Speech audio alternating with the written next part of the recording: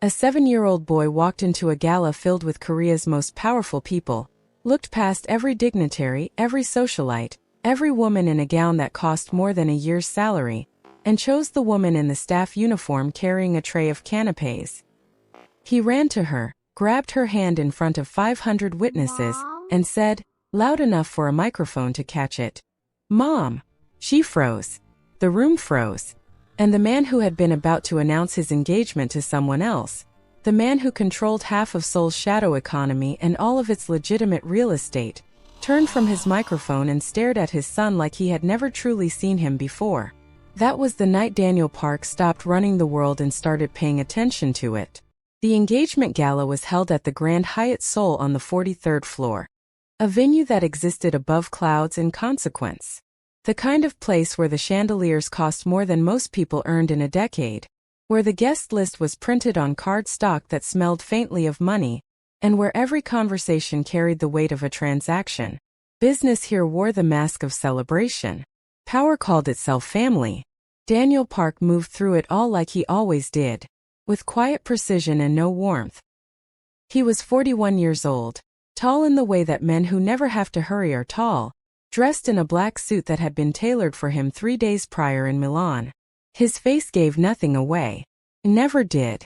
The people in his orbit had learned long ago that you read Daniel Park not by his expression but by the stillness that preceded his decisions.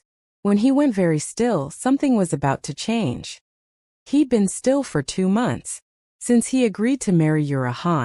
Not because he didn't want to marry her. He simply hadn't wanted anything in a very long time. After his wife Soo-yeon died in a car accident 4 years ago, wanting had started to feel like a liability, so he had restructured. He ran his companies with the same discipline he applied to himself, controlled, efficient, no unnecessary sentiment. His son Minjun had been placed in the care of a series of qualified professionals who were, one after another, quietly asked to leave because Minjun would not speak to them, would not eat when they were in the room, and once, at 2 in the morning, had locked himself in the bathroom and sat on the tile floor and sobbed so quietly that the housekeeper only heard it because she happened to be walking past. Daniel had stood outside that door for 11 minutes. He hadn't knocked. He hadn't known what to say. He had stood there and felt the particular helplessness of a man who could move money like weather but couldn't figure out how to reach a 7-year-old boy through a half-inch of wood. He had walked back to his study and signed 3 contracts before morning. Tonight, Minjun stood at the edge of the ballroom in a small navy suit, holding a glass of sparkling water with both hands, watching the room the way he always watched things, from a distance, with eyes that were too careful and too old. He did not speak to the guests who bent down to exclaim over how handsome he was. He did not respond when Yura crouched beside him in her sapphire gown and smoothed his lapel with a perfectly manicured hand and said, "Are you excited for tonight, sweetheart?" Minjun looked at her hand on his jacket. He looked at her face. Then he picked up his glass and walked away without a word. Yura watched him go with a smile that didn't move past her lips. She was 36, exquisitely turned out, from one of Seoul's 3 or 4 families whose approval still functioned like currency. She moved through the gala with the ease of someone who had been trained for rooms exactly like this one since childhood. She laughed at the right moments. She deferred to the right elders. She stood beside Daniel at the right angle. She had been, by every measurement that mattered to everyone in this room, the perfect choice. Minjun had decided she was wrong from the first meeting. He had not told anyone this because there was no one he trusted with the information. He'd simply been watching. The service corridor behind the ballroom was a different world. Fluorescent light instead of chandelier glow. The smell of heating trays and catering stress. People in black uniforms moving fast and saying things like, "Table 9 is out of the salmon," and "Tell them to wait on the champagne until the speech." Nia Carter was adjusting the tray on her forearm when the small boy appeared from around the corner of the corridor, still holding his glass of sparkling water, blinking in the harsh light like he'd stepped into a reality he hadn't expected. She almost walked past him. Then she stopped. He was 7, maybe 8. The suit was expensive. The face was a child's face, but the expression on it belonged to someone who'd been carrying something heavy for a long time. "Hey," she said, keeping her voice even. You lost. He looked at her with those careful eyes. Looked at her the way children look at things they're trying to understand. No, he said. Okay. She adjusted the tray. Guests usually stay on the other side of that door. I know. She waited. He didn't move. Most adults faced with a silent child filled the space with noise. Are you okay? Can I get your parents? Let me find someone. Nia didn't. She'd grown up the oldest of 4. And she'd learned early that the fastest way to get a quiet child to speak was simply to not require it of them. He looked at her tray. What is that? Canapés. Little snacks. She tilted the tray slightly. You want one? Your parents probably said no eating in the corridor. I don't have a mom, he said. Factual. No performance of grief. Something moved in Nia's chest. She kept her face neutral. I'm sorry. He studied her for another moment. Then very seriously. Would you like to be a mom? She blinked. What? I'm asking, he said, with the solemnity of someone who had thought about this carefully. If you would like to be a mom. To me. Nia Carter was 28 years old. She had a degree in early childhood education that she'd never used properly because the money in catering was better. She had 3 younger siblings she'd helped raise. She had a way with children that was less a skill and more a frequency. She was simply on the same channel they were, and they knew it immediately. She looked at this small, serious boy and felt something in her chest shift, like a key turning in a lock she hadn't known was there. She set the tray down on a nearby cart. What's your name? Minjun. I'm Nia. She crouched to his level. Minjun, I think you should know that moms are something people become over a long time. Not in a corridor. I know that, he said, with a patience that was almost insulting. I'm not talking about right now. I'm asking if you want to. She didn't know what to say, so she said the only true thing she had. Yeah, someday I think I'd like that. He nodded slowly, as though she had confirmed something he already knew. Then you can be mine, he said. I already decided. He picked up his glass of sparkling water and walked back toward the ballroom door. She stared after him for a long moment. Then she picked up her tray, shook her head once and went back to work. She would think about that conversation for the rest of her life. 20 minutes later, the gala erupted. Daniel Park had just stepped to the microphone. The room had quieted in that particular way rooms quieted for men who did not raise their voices. He was midway through the first sentence of his prepared remarks when the ballroom doors swung open and Minjun walked in, crossed the entire room through 500 people in 11 seconds, and grabbed the hand of the black woman in the staff uniform who had just appeared in the doorway carrying a tray. Mom! His voice was clear. Sharp. It cut through the silence the way a child's voice always cuts, without filter, without awareness of damage. Every head turned. Nia Carter stood in the doorway of the Grand Hyatt ballroom, tray in hand, while 500 of Seoul's elite stared at her, while cameras that had been documenting the engagement of the year swung in her direction, while a microphone broadcast the moment to speakers in 3 adjoining rooms. Minjun's grip on her hand was iron. He had not released her. He was looking at her the way he had in the corridor, with certainty, with something that was not desperation but its quieter, more dangerous twin. I chose you. I'm not letting go. Minjun. Daniel's voice came from the microphone, even and controlled, though everyone in the room heard the fraction of something underneath it. Come here, son. Minjun shook his head. He did not look at his father. He looked at Nia. A murmur went through the crowd. Someone from the press section raised a camera. Nia set the tray down very carefully on a nearby table. She crouched to Minjun's level. Hey, she said softly so only he could hear. Look at me. He looked. I need you to let me go for right now. Okay. Because there are a lot of people watching and your dad is up there and... No. Flat. Final. His grip didn't loosen. She breathed in slowly. She looked up over the crowd, toward the man at the microphone who was watching his son with an expression she couldn't fully read from this distance.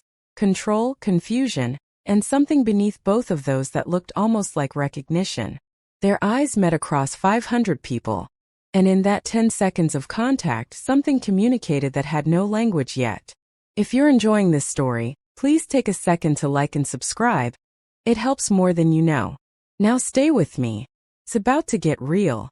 The family meeting happened at midnight in a glass-walled conference room at the Park Group's private headquarters.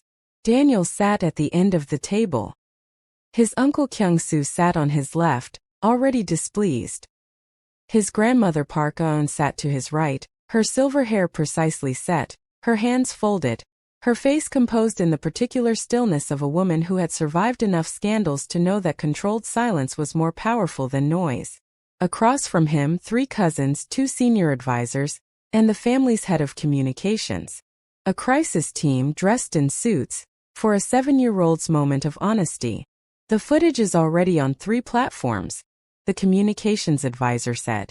We can manage the narrative, but we need to move quickly. The boy needs to be seen with Miss Han.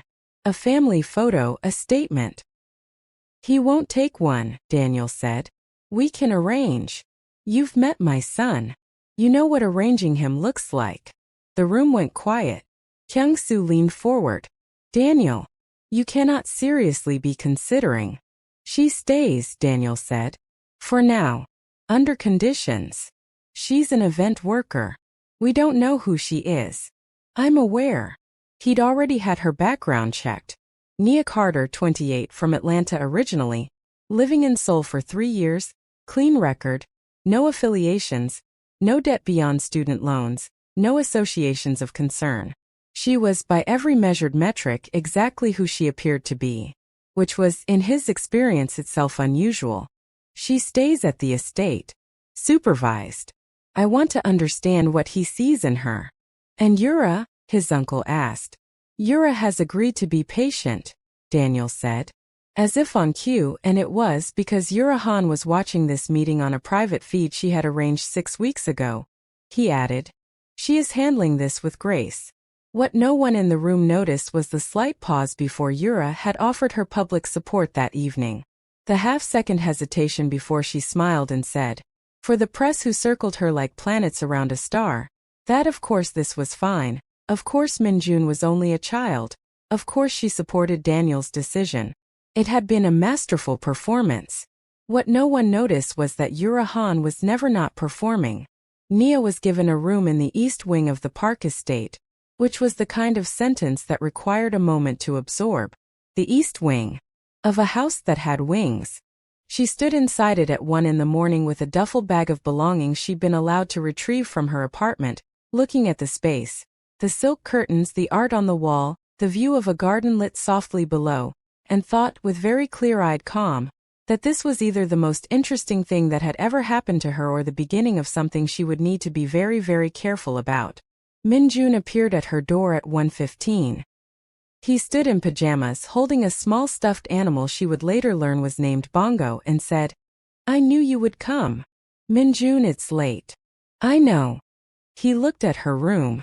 I put flowers in here. Do you see them?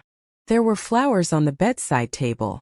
Small yellow ones in a simple vase. She hadn't noticed them. She noticed them now. She felt the lock turn again. Deeper this time. I see them, she said. Thank you. My mom liked yellow flowers, he said. Then he turned and went back to his room. She stood in the doorway and stared at the empty corridor for a long time before she closed her door and sat on the edge of the bed and pressed her hands flat against her knees and breathed. The first week was watched. Daniel was not crude about it.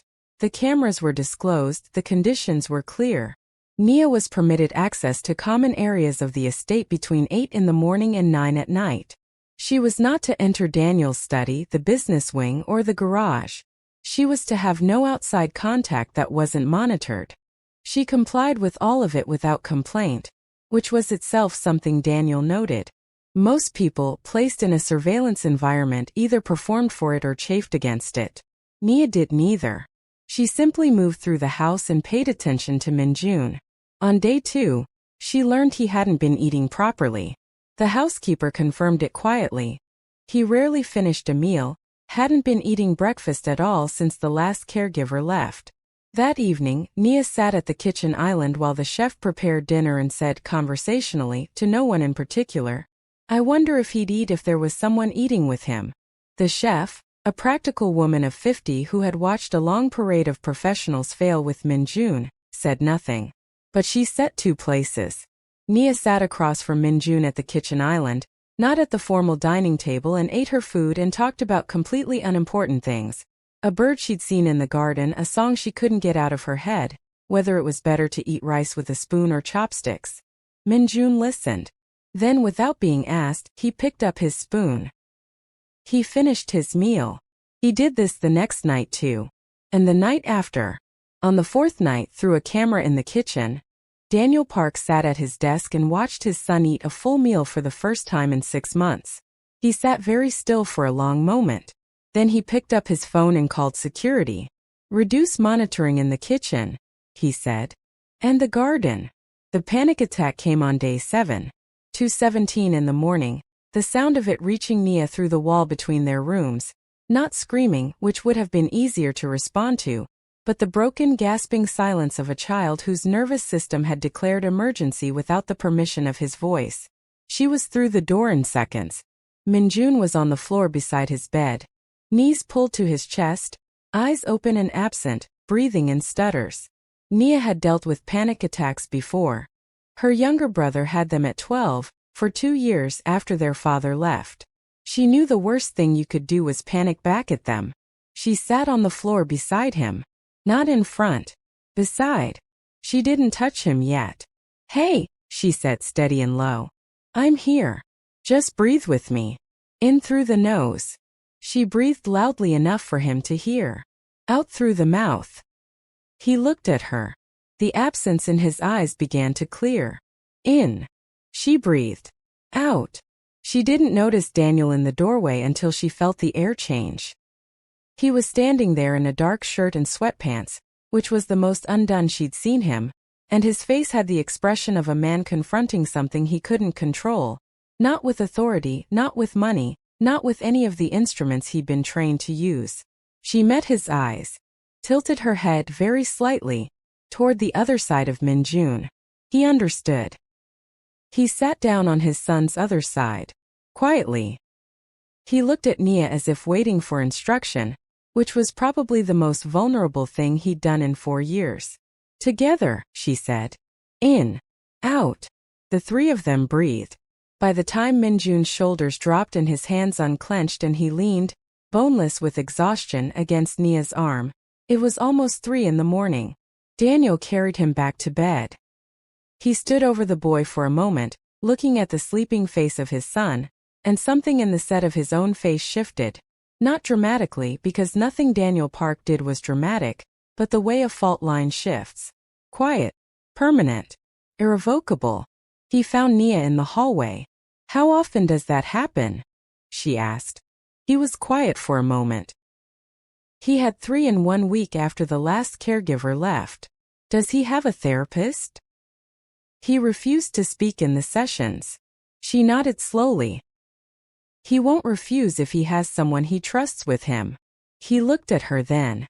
Really looked at her. With the particular attention of a man who assessed things for a living and had just recalibrated a prior assessment. "I'll reduce the conditions," he said. "In the morning." She nodded. "Okay." She went back to her room. He stood in the corridor for a long moment. The house was very quiet. If this story is speaking to you, drop a comment and let us know what you think of Nia. Are you staying? Good. Because you haven't seen anything yet. The second week felt different. The cameras were mostly off. The formal supervision ended.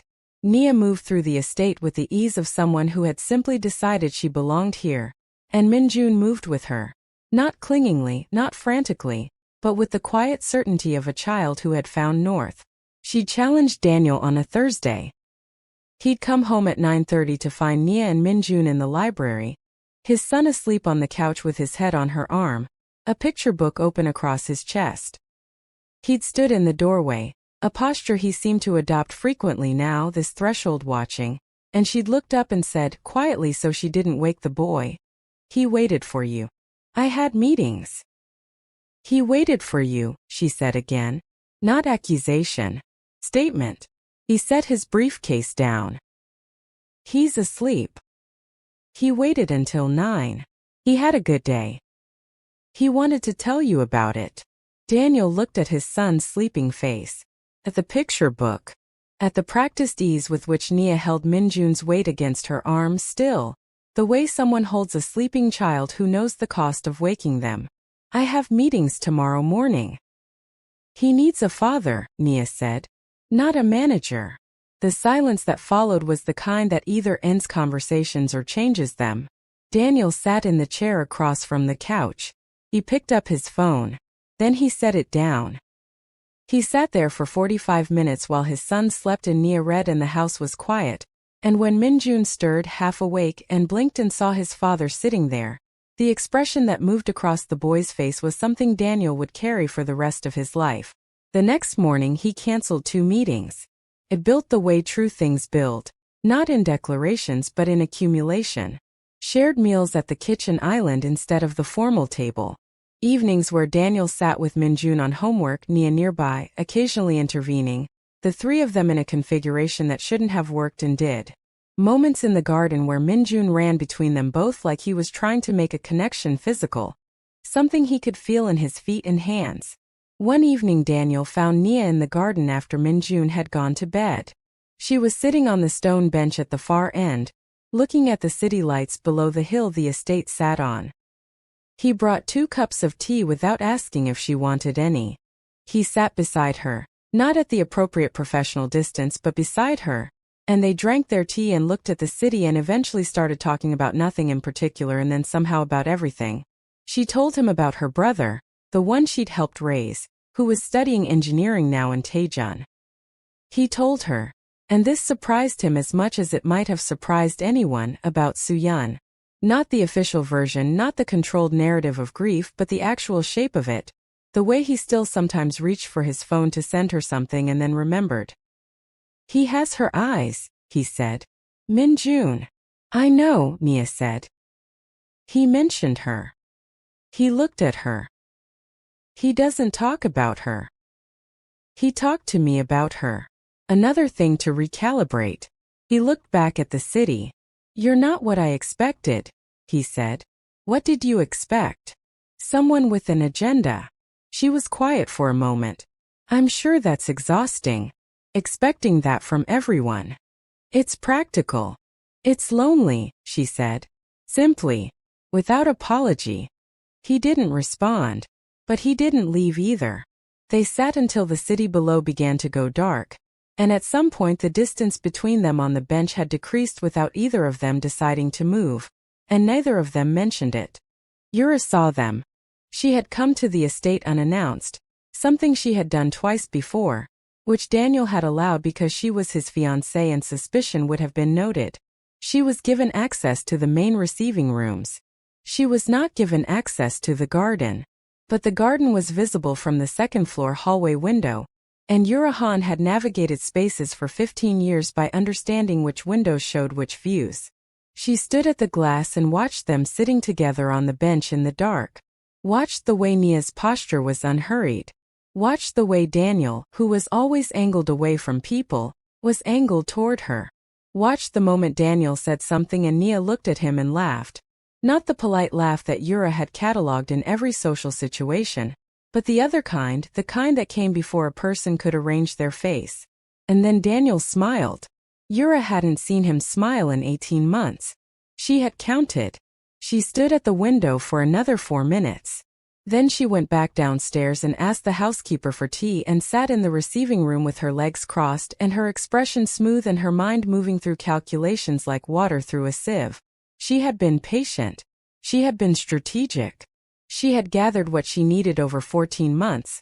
Documents, overheard conversations, access to files she should not have had, photographs of transactions that should not have been visible. She had assembled leverage the way a careful woman assembles a future. Quietly over time without drawing attention. She had intended to use it differently. As insurance. As a fail-safe. Now she understood it was time. Minjun noticed things. This was his particular gift and his particular burden. He noticed the quality of silences, the micro-expressions people didn't know they were making, the moments when adults thought no one was watching. He had been watching Yura for 3 months, with the same systematic attention he brought to every person who'd moved through his life since his mother died. He catalogued what he saw. The way she looked at him with warmth when his father was watching and blankness when he wasn't. The way she touched things in the house, drawers, surfaces, his father's study door, with a particular curious precision when she thought she was alone. The phone call she took in the car, which she exited to receive. The time he'd wandered into the kitchen at 6 in the morning and found her there, doing something at the counter, and she'd startled so completely that the thing in her hand, a small dark jar, had disappeared into her bag with a speed that didn't match the situation. He had asked her what she was doing. She'd said she'd come for water. She had smiled. He had looked at her and felt in his stomach the same feeling he got when something was about to go wrong. He didn't tell his father. He didn't have the words for it. He wasn't sure his father would believe him. He wasn't sure the adults in his life who kept making decisions about him and around him and despite him would pause long enough to hear something from a 7-year-old that couldn't be expressed in evidence, only in certainty. But he had started 3 months ago, doing something his father didn't know about. He had started recording. The illness came on a Saturday. Yura had come to lunch, arranged by Daniel, formal, an attempt to normalize the situation, to give Minjun time with her in a low-pressure setting. She had been warm. She had praised his drawing. She had listened attentively while Minjun talked briefly about the bird he'd seen in the garden, which was the most he'd said voluntarily in Yura's presence in 3 months. She had, at the end of the meal, brought out small chocolates she said were from a confectioner in Busan, and she had given them to Minjun personally, pressing the small wrapped package into his hands with a smile that Nia, watching from the kitchen doorway, thought was a half-second too deliberate.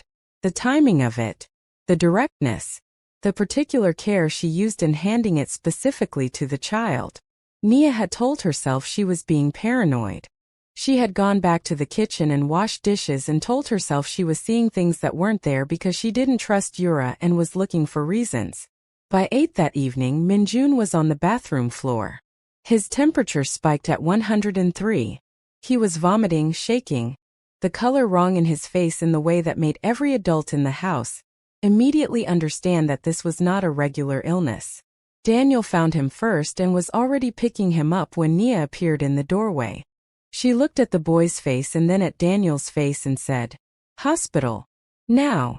By 9 he was in the car, wrapped in a blanket, Daniel driving at a speed that said everything about what was happening in his chest. Nia sat in the back seat with Minjun's head in her lap. She kept her hand on his forehead and talked to him in a low, steady voice about nothing, about the bird in the garden, about a movie she'd promised to watch with him, about the recipe she was going to teach him on Saturday. He wasn't fully conscious enough to follow any of it, but he was conscious enough to hear her, and his breathing while labored was even. Daniel kept his eyes on the road and said nothing, but twice he looked in the rearview mirror. Not at the traffic. At them. The hospital ran tests. Gastrointestinal inflammation, the doctor said. Possible food sensitivity. Possible contamination. They wanted to keep him overnight for observation. Minjun was stabilized by midnight, sleeping with the particular heaviness of a body that had just been through something serious. The monitors beeped. The room was quiet. Nia sat beside his bed with his hand in both of hers. Daniel stood at the window, looking at the Seoul skyline, his back to the room, his shoulders carrying the weight of a man who had failed at the one thing he couldn't afford to fail at, protecting his son. At some point, without turning from the window, he said, "You saw something." She looked up. "At lunch," he said. "You saw something and I missed it." She chose her words carefully. "I don't know what I saw. Tell me what you think you saw." She told him. The chocolates. The timing. The particular directness of Yura's gesture. She told him about the jar she'd seen Yura near in the kitchen 6 weeks ago, the one that had disappeared into a bag. She told him she didn't have proof of anything and that she might be wrong. She told him all of it and then she stopped and waited. He listened without interrupting, which was how Daniel Park listened to everything, with an absolute stillness that meant he was processing rather than waiting for his turn to speak. When she finished, he was quiet for a very long time. "I need to think," he said. He began quietly to investigate. What Yura revealed to him 3 days later, in his private study, she revealed with the composure of someone who had rehearsed it. She sat across his desk. Uninvited, she had simply appeared, which itself told him something, and she placed a small folder on the surface between them and said, "I think we need to talk about what happens next." Daniel looked at the folder. He didn't touch it.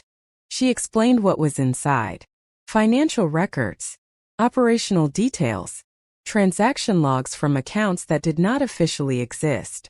Information that, in the hands of the Shin Group, his primary rival currently circling for leverage, would expose enough that the entire Park empire would fracture at the fault lines he'd spent 15 years managing.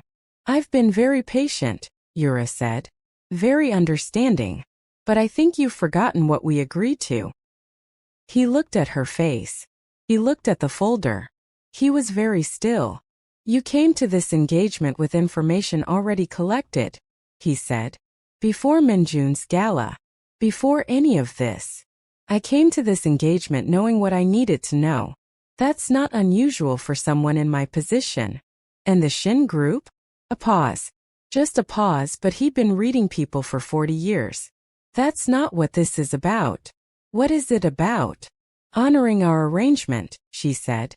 "Removing distractions. Moving forward." He sat very still. In his body he felt the particular weight of a man who had survived 15 years of tactical living by trusting his assessments of risk. He looked at Yura Han and understood clearly that he had made a serious error. Not in strategy. In observation. He had looked at her family name and her surface and her performance and concluded that the ledger balanced. He had not looked closely enough. A 7-year-old had looked more closely. He thought about Minjun on the bathroom floor. "Give me 48 hours, he said. He told Nia that night. She was in the kitchen when he came in, and something in his face made her set down what she was holding. He sat at the island. He told her. All of it, the folder, what it contained, Yura's ultimatum, the implications if the Shin Group received the information. He told her in the flat, factual way he told things, and when he was finished, the kitchen was quiet. "You're trapped," she said. "Yes." She was quiet for a moment. "What are you going to do?" He looked at her. He looked at the island between them. He looked at the kitchen that had become, over 2 months, the most honest room in his life. "I don't know yet," he said. "But I need you to know that whatever I decide, whatever I lose in the deciding, I'm not asking you to carry any of it." She looked at him for a long moment. "Daniel. Nia. Stop." She said it gently. "Stop managing this.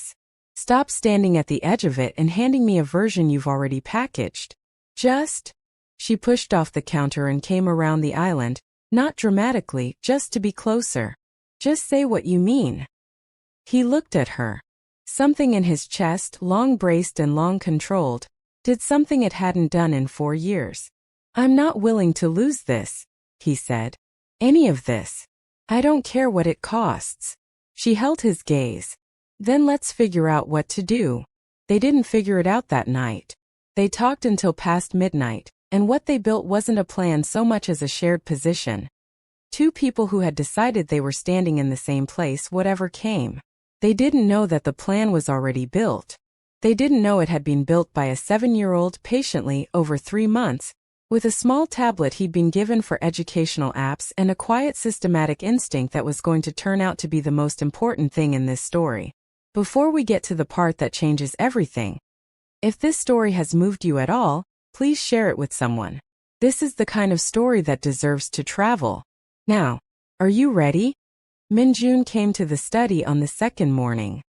He stood in the doorway, this doorway that had seen so much observing, this threshold that the park men seemed to inhabit in the spaces between action, and he was holding his tablet, and he was looking at his father with that serious, careful face, and he said, "I have something to show you." Daniel and Nia were both in the study.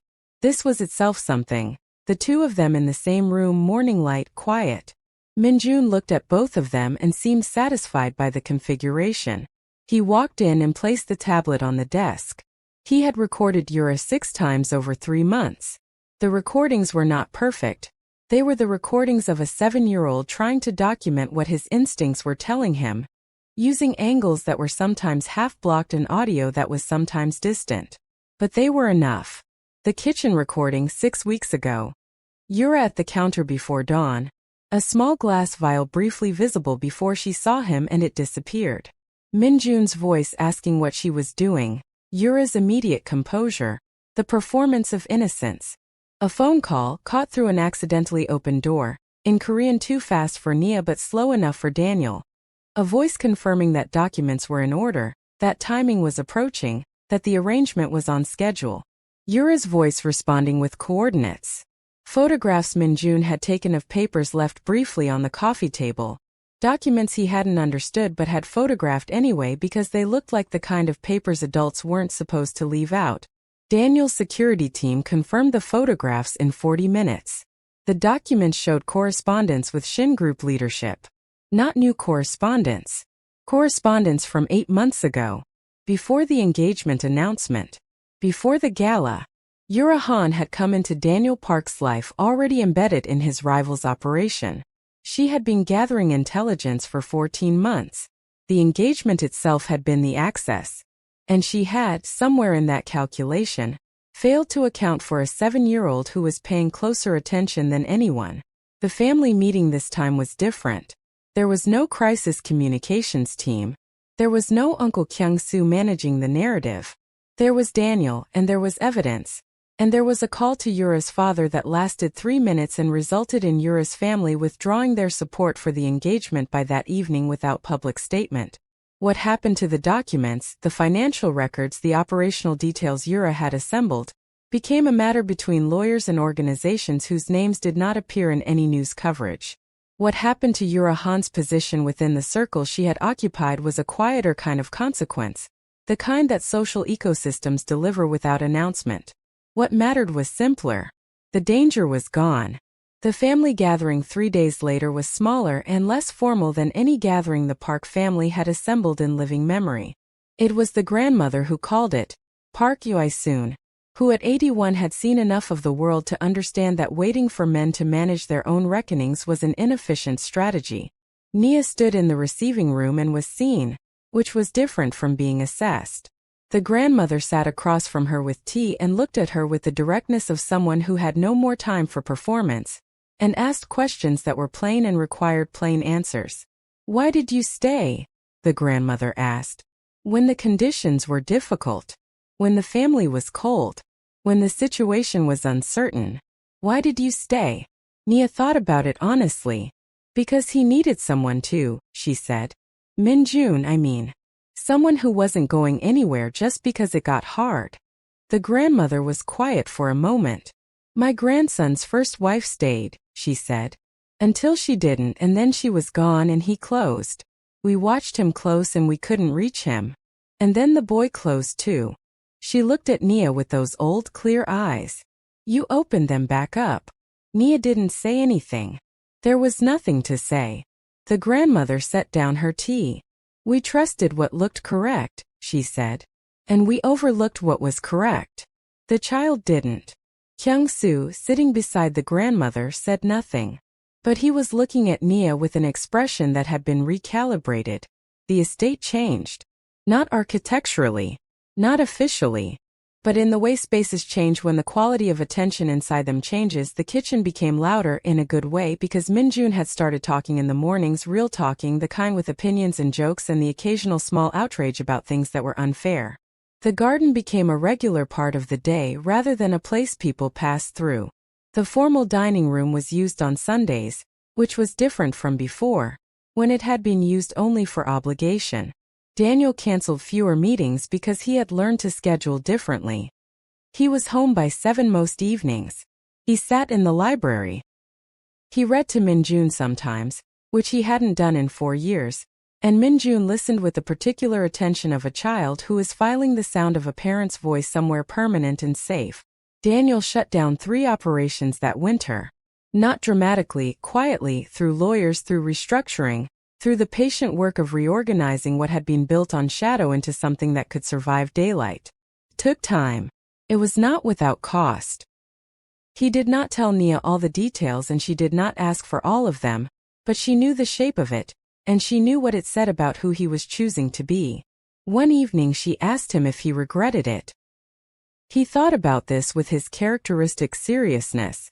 No, he said. Not even the loss? What I've lost, he said, is a version of a life I was maintaining. What I have now is a life I'm actually living. She looked at him. He looked at her. Neither of them said what they were both thinking, which was that they had been doing this particular dance for 3 months, orbiting the obvious, circling the thing between them with careful precision, and that the dance was probably about finished. Minjun told me, she said, that you said I could be his mom. I said you could come to the house. He extrapolated. He was correct, Daniel said. Then after a pause, is that something you want? She looked at him for a long moment. At the man who had surveillance taped her, and then made her tea in the dark. Who had sat on a bathroom floor at 2 in the morning because she tilted her head. Who was quietly dismantling the empire he'd built because he decided to want something real. Yes, she said. Simply. He nodded once. As if she'd confirmed something he'd been certain of for a while. He was quiet for a moment, and in that quiet she understood something about Daniel Park that she hadn't put into words before. That he was not a man who spoke easily about wanting things, because wanting had cost him before, and the scar of it ran deep. But he was choosing to want this. Deliberately. With eyes open. That choice was its own kind of love. The dinner that mattered most was a Tuesday. No occasion. Minjun at the kitchen island with his homework. Nia making rice and something from a recipe her grandmother had given her, which filled the kitchen with a smell that was different from the estate's usual chef-managed meals. More particular, more personal. Daniel came home at 6:45 and stood in the kitchen doorway and watched the two of them for a moment. His son bent over math, Nia at the stove, the ordinary domestic certainty of it, and felt something in his chest he hadn't felt in 4 years. He sat down at the island. Minjun looked up from his homework. He looked at his father. He looked at Nia. He looked back at his father with the expression of a man's son who has figured some things out. Appa, he said. You said she could stay. I did. You said it was temporary. I know. Minjun looked at him. Is it still temporary? Daniel looked at Nia. She had her back to him, stirring something on the stove, but her shoulders were very still. No, Daniel said. I don't think it is. Minjun nodded, with the satisfaction of a person whose assessment has been officially confirmed. He looked at Nia. He said no. I heard him, she said. Are you happy? She turned around. She looked at Daniel. Her face had the expression of a woman who had been very careful for a long time and was choosing, right now, to stop being careful. Yeah, she said. I'm happy. Minjun went back to his homework. I knew this would happen, he said. I told you. 6 months later, on a morning in April when the garden was in full bloom and the city below was soft with spring light, Daniel Park proposed. He did not do it at a restaurant or with elaborate planning beyond this. He asked Minjun first because Minjun had started this whole thing and deserved to be part of how it continued, and Minjun had said without hesitation, with the gravity of someone ratifying a decision already made by the universe itself, obviously. What took you so long? He found Nia in the garden. He came to her without ceremony, without theater, in the way that men who have learned to be honest come to things. He held out a ring. Small, elegant. A yellow stone at the center. She looked at it. She looked at him. She looked at Minjun watching from the garden doorway with his arms crossed, pretending to be casual and failing entirely. You talked to him first, she said. I did.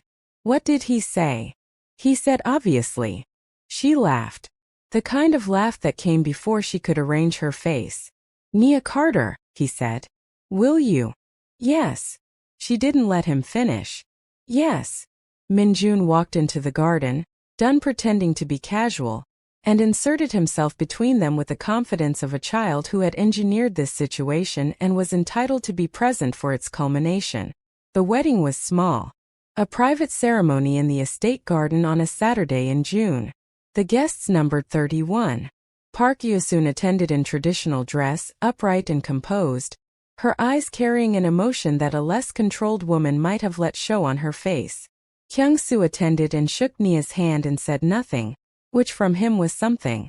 Nia's family came from Atlanta, her 3 siblings who hadn't fully believed the situation until they stood in front of it. Minjun was the ring bearer. He carried the rings on a small pillow with the concentration of someone performing a high-stakes operation. He wore a small suit that matched his father's. Halfway down the aisle, he turned and looked at Nia, walking behind him, and gave her a thumbs up. She laughed so hard she almost stopped walking. During the vows, the officiator spoke. Daniel spoke. Nia spoke. But the moment that lasted, the one that would be told in the retelling of this story, the one that everybody present would remember, came from Minjun. He stood beside his father, holding the rings, and when it was quiet he looked up at Nia and said, loud enough for everyone, "I told you." She looked at him, this small, serious, impossibly perceptive child who had stood in a service corridor in a luxury hotel and looked at a woman carrying a tray of canapés and decided, with the absolute authority of a 7-year-old's instinct, that this was the person who had walked into a ballroom of 500 people and chosen, publicly, loudly, without apology, who had recorded Yura Han for 3 months because something in his stomach said wrong, and he trusted that feeling when no one else had thought to. "Yeah, baby," she said, voice breaking just slightly. "You did." Daniel put his arm around his son. Minjun leaned into him. Nia took both their hands. The garden was very quiet. The city stretched below them, bright and indifferent and enormous, the way cities are, not caring what small human ceremonies happen on the hills above them, not recording the moment a family becomes one, not archiving the proof that sometimes the most powerful person in the room is the one nobody thought to watch. The child had chosen right. He had chosen first. And in the end, every adult in that garden was living inside the family he had built for them, built with instinct and conviction and a 7-year-old's faith that the right person would stay. They had. Thank you for staying until the end. If this story meant something to you, if it made you feel something real, please like, subscribe, and share it with someone who needs to hear that sometimes the child is right. And we will see you in the next one.